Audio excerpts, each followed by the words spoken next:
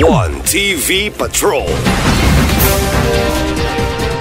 Panguil Bay, safe haven sa mga barko paglikay sa bagyo sa Visayas region.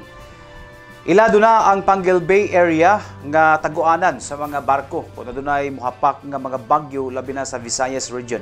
Apan sa unang 5 ka tuig sa pagtungtong sa 2020, ikaduhang higayon kini nga musubra sa 40 ka mga cargo o passenger vessel ang temporaryong mipundo sa bahiya sa Panguil Bay aron paglikay sa katalagman nga miagi sa Visayas region.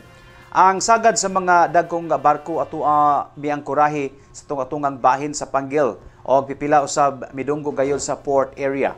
Sa eksklusibong pakikinabi ni Simple Widowing Calyora sa Mindanao Pulse Forum FB page ngadto kang sikat Oasis Captain Henry Sakay nga ang ilang pagtago sa bahiya sa Panguil bunga kini sa nakuhang kasayuran sa Google Map nga safe haven ang bahiya gumikan kay dili kini appeal sa area nga magian sa bagyo o kini nga kasayuran word of mouth usab sa ilang mga kaubang local seafarer. Dako ang ilang pasalamat sa minitong pag-akomodar sa Philippine Coast Guard Region 10 o sa management sa Philippine Ports Authority nga libre ang ilang sea berthing o docking sa pantalan ning syudad. Gumikan kay matawag ra man nga normal ang lakat sa panahon sa dakbayan sa Usamis, gipahimutsan usab nila ang higayon nga masudong ang kaanindot sa Asenso Usamis Wellness Park o ang kaanindot sa tibok palibot sa Bukid Malindang. Sa pagkakaroon, inanay ng milawig ang mga barko aron pagtuman sa ilang mga trabaho. Ini naman sa amin sa kagamikan safety ni diri walay location. Safety ang barko. Wala nga ni decide nga diri nga mission port kay safe diri.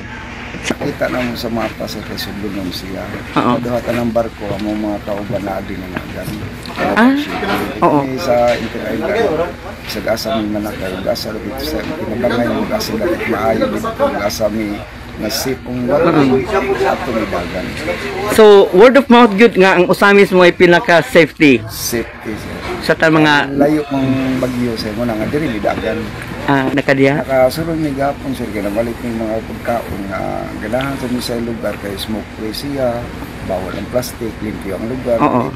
Number 1 sir nagpasalamat ni diri sa mga taga-PIN mismo sa PPE nga nidak mi diri nga wa sila pagpaluduha pagdawat namo nya ang Philippine Coast Guard ug sa Usamis.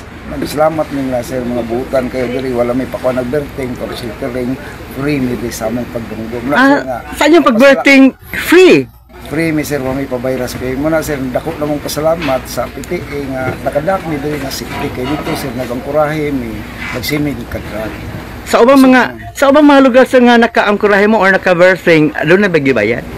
Ang uban sir, pabayron may entrance clearance pero diri sir, gikuan nila nga mananghid lang mi. Nga formal ni mo amo sa ipahibaw ang PPO ang Philippine Coast Guard. Kaya mo naman si advice na mo. Pero nagpasa mi tuloy sir, pila mi kapo sa barko. So pila ka One TV Patrol.